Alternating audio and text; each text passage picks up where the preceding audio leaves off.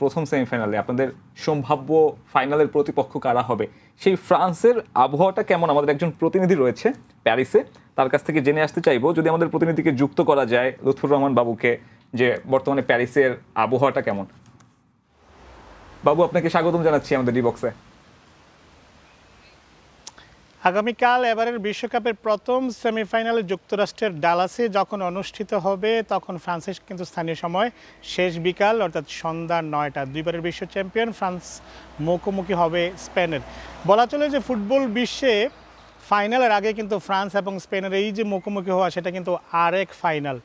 আপনি জানেন যে ফ্রান্সে কিন্তু এখন তীব্র তাপপ্রবাহ চলছে এবং আবহাওয়ার অধিদপ্তরের খবর অনুযায়ী কালকেও কিন্তু এখানে বেশ গরম অনুভূত হবে। তবে সেই গরমের আগে কিন্তু আজকেই বিভিন্ন জায়গায় কালকের ম্যাচ নিয়ে চুলচেরা বিশ্লেষণ চলছে, কে আসলে কালকের ম্যাচে জিতবে। বিশেষ করে ফ্রান্সের কথা যদি আমি বলি, ফ্রান্স কিন্তু এবার দুর্দান্ত গতিতে এবং ছন্দে রয়েছে। ফরাসি ফুটবল সমর্থক যারা রয়েছেন তারা প্রত্যাশা করছেন যে কালকের সেমিফাইনালে স্পেনকে পরাজিত করে তৃতীয়বারের মতো ফ্রান্স ফাইনালে যাবে, এবং শুধু ফাইনালে যাবেই না, এবার কিন্তু টুর্নামেন্ট নিয়ে এবার কিন্তু কাপ নিয়ে তারা ঘরে ফিরবে। গত বছর আর্জেন্টিনার সাথে যেহেতু পারেনি, এবারে যে কাপ নিয়ে ঘরে ফিরবে, সে কারণে দর্শক সমর্থকরা যেটি বলছেন যে এবারে ফ্রান্সের দলে যারা রয়েছেন, বিশেষ করে কিলিয়ান এমবাপে, ওসমান দেমবেলে কিংবা মাইকেল অলিসের কথা যদি বলা হয় তাকে, বর্তমান ফুটবল বিশ্বে এই যে তিনজন ফরওয়ার্ড রয়েছেন, যে কোনো সময় কিন্তু যে কোনো দলের রক্ষণভাগ ভেঙে দেওয়ার জন্য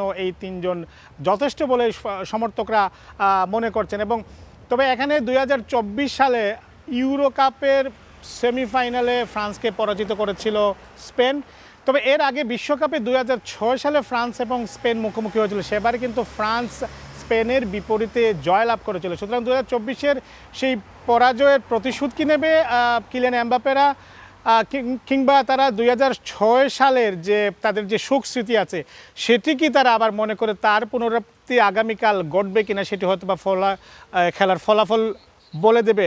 ফ্যানজোন, বার, রেস্টুরেন্ট সবগুলোতে আগামীকালও দর্শকে পরিপূর্ণ থাকবে। ফ্যানজোনগুলো ইতিমধ্যেই কিন্তু রিজার্ভ কমপ্লিট হয়ে গেছে। সুতরাং আগামীকাল ফ্রান্স এবং স্পেনের একটি জমজমাট এবং টান টান ম্যাচ উপভোগ করবে দর্শকরা। রাজধানী প্যারিস থেকে ফ্রান্স এবং স্পেন যে আগামীকাল বিশ্বকাপের সেমিফাইনালে মুখোমুখি হবে, তা নিয়ে এই ছিল আমার কাছে এখন পর্যন্ত সর্বশেষ।